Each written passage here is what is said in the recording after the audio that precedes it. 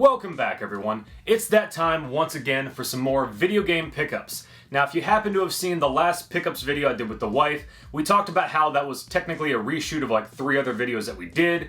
This is part of that. Starting next year, I do plan on doing something similar, where I do a video with the wife talking about more collectibles that we've picked up, and then do a separate video on my own talking about video games. With that being said, let's get right to it.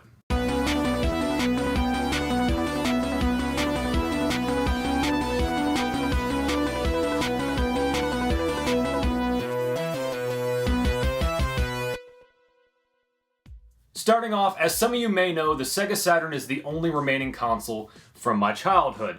And unfortunately, I wasn't the most responsible child, and a lot of my games didn't survive in the best condition. However, I've wanted to go back and replace some of these missing cases and manuals, because let's be honest, you can't really display a disc on a shelf. And a big part of collecting is showing off your collection, right? So recently, I was able to knock quite a few of these off my list.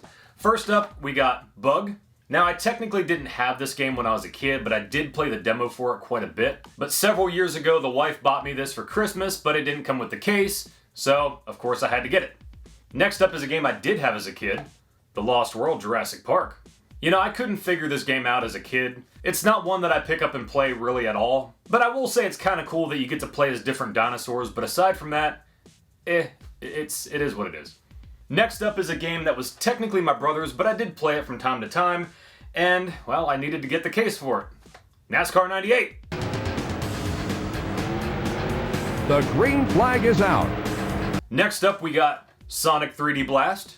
I was lucky to find someone just selling the manual because that's what I was missing. Now, this may not be a good Sonic game, but it's not a bad game at all. I'll admit I had a lot of fun with this game as a kid. Speaking of arguably bad Sonic games, Sonic R. I will admit I played this game quite a bit as a kid, but I'll talk more about why in a future video.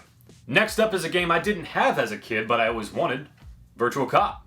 I haven't played much of this game yet, but hey, it's Virtual Cop. A game I did play a lot as a kid, and one that the wife and I like to pop in from time to time, Virtual Cop 2.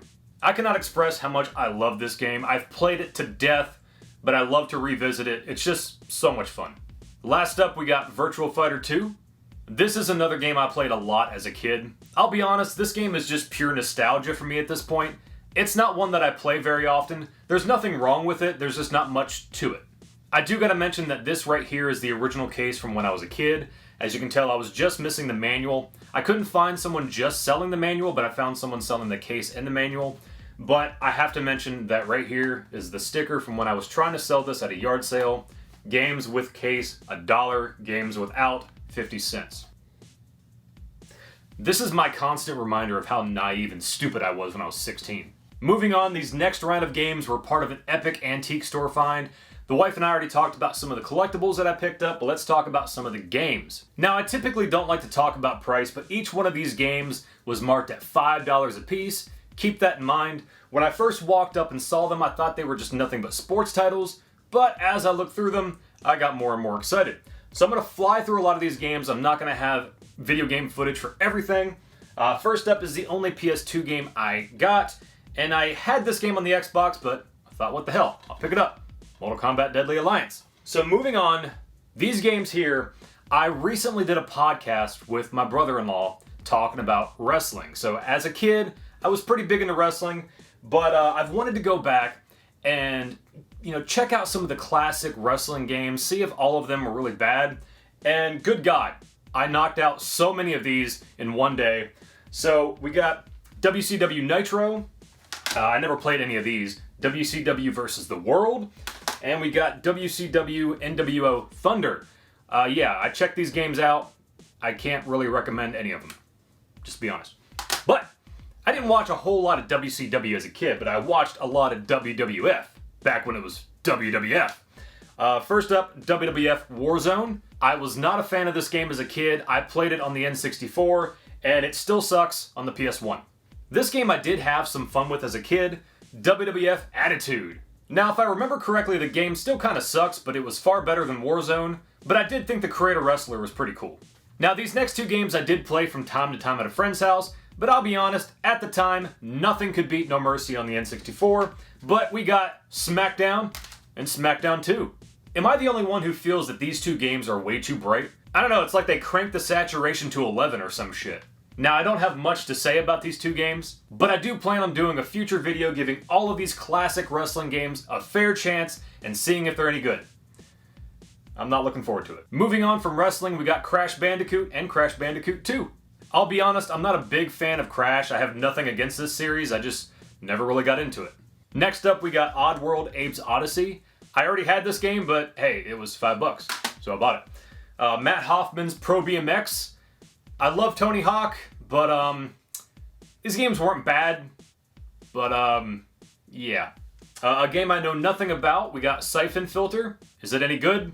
Let me know. Last up is a game that I was super excited to get. I've wanted to get this game for a while, but haven't come across it, but, well, I did. We got Legacy of Kain, Soul Reaver. Now, all of these games, like I said, marked at $5 a piece. But, because I bought so many of them, $2 a piece. So I'm sure the wife and I already talked about our trip to Multicon in Nashville, Tennessee, but let's talk about some of the games that I picked up real quick. First up, we got Alan Wake. I played this game years ago and I remember enjoying it, but I never finished it. So I do plan on playing this game next year to get ready for Halloween. Next up is a game the wife technically picked out and it was cheap, so I thought, what the hell? But we got Prey on the 360. I didn't realize it at the time, but I did play a little bit of this game earlier this year. I didn't necessarily hate it, it just didn't do much for me. But then again, it's hard for me to get into first-person shooters. Oh, hi there. Thank you so much for watching this video. I do want to apologize, I'm not going into much detail about each game, but I had a lot to talk about, and to be honest, I'm pretty sure I was pretty hungover that day. It took me about an hour and a half to film everything. It was rough, yeah. But why am I here? Am I here to talk about some super awesome VPN or some new epic mobile game adventure? No, I'm not. I'm not sponsored at all. What I am here to say is I wanted to clarify that I had actually not played this game. See, this game is called Prey, as you already know, released in 2006, developed by Human Head Studios, and published by 2K. The game I did play earlier this year was developed by Arcane Studios and published by Bethesda, released in 2017, also called Prey. I know, fuck me, right? Well, anyway, I've never played this game before, so I look forward to checking it out. Anyway, back to you, James. Next up, we got a couple of Super Nintendo games. First up, we got Joe and Mac. I don't have much to say about this game, but it's kind of fun. Next up, we got RoboCop 3. Boy, this game could have been so much better. I don't remember what it was about this game I didn't like, but something didn't click. Next up is a game I didn't realize I already had, but now I got it complete in box. We got Donkey Kong Country on the Game Boy Color. It's Donkey Kong on the Game Boy Color. What else is there to say? Last up is a game I'm embarrassed to admit I didn't already own, but we finally got Kid Icarus. You know, for a game I didn't play as a kid, I kind of like it. Next up, I'm excited to say I finally got my physical copy of Bloodstained Curse of the Moon 2 from Limited Run. Now, I haven't played much of this one, but I finally beat the first one. If you love classic Castlevania, I don't see how you'd have a bad time. So we got a bunch of games left to talk about. These are random pickups. I'm going to fly through these as quick as I can because I feel like this video's gone on long enough. First up, we got Hot Wheels Unleashed. This is actually a pretty cool game. I'm not going to lie. I didn't collect Hot Wheels as a kid, but if you did or currently do, this game is right up your alley. It's a lot of fun. Next up is one of the most ridiculous games I've played in a long time. I can't say it was worth $30, but it made me laugh quite a bit. And that's Just Die Already, Old People Mayhem Sandbox. Now, I gotta read to you the reason why I bought this game. On the back, it states, you are an old retired person in a near future where people aren't having any children. There isn't anyone to pay for pensions due to those ungrateful millennials who prefer playing video games instead of doing actual work. Give the boomers what they deserve by having them fight for their lives. If you have a cheap way of playing this game, check it out. It's just, it's out there. These two games I picked up at a thrift store for $1. First we got Dying Light. I'll admit this game is pretty cool, but I just couldn't really get into it, but I definitely see the appeal. Next up is a game I haven't played at all, Forza Horizon 2. Moving on. Next up we got Time Crisis 2. This game is pretty cool, but I'm not gonna lie, the wife and I kind of sucked at it. But I definitely recommend checking it out. Next up is a game that I played quite a bit of back in the day, but I never got the chance to finish, and that is Turning Point Fall of Liberty. Now, if you don't know about this game, it's basically about if the Nazis won World War II. I thought it was a pretty cool concept, and I remember having a good time with it, so I look forward to checking it out again. Next up, I finally picked up Cyberpunk 2077. I haven't played much of this game, but it's kind of cool, I guess. I haven't experienced any crazy glitches yet, but then again, I just got started, so only time will tell. Next up is a game that I enjoyed a lot more than I expected, and that is Until Dawn. Overall, I had a great time with this game. It's more of an interactive movie, but I do want to go back and play it again to see how I can kind of change up the story. Next up is a game I technically already own, but I found it cheap in the box. That is Road Rash 2. I loved these games as a kid. I don't play them much anymore, but they are fun to pick up and play every now and then for like 15-20 minutes. Next up, we got Bram Stoker's Dracula on the Sega Genesis. My first impression of this game was you think it's going to be good, but then you quickly realize that you're wrong. I didn't play much of it, so maybe I didn't give it a fair chance, but maybe I'll check it out again later on. Last up isn't even a game, it's just the case. We got Sunset Riders on the Sega Genesis. I already had the game, so I was pretty excited when I found just the case out in the wild for relatively cheap. I played this game so much as a kid, and it's still one of my favorite games to go back and play to this day. Well, anyway guys, I gotta wrap this video up because I'm exhausted. That was a lot of games to talk about. I know I didn't go into much detail and all that kind of stuff, but it is what it is. Thanks again for watching, guys. You know what to do. Like, comment, subscribe, all that fun stuff, and I will see you again next time.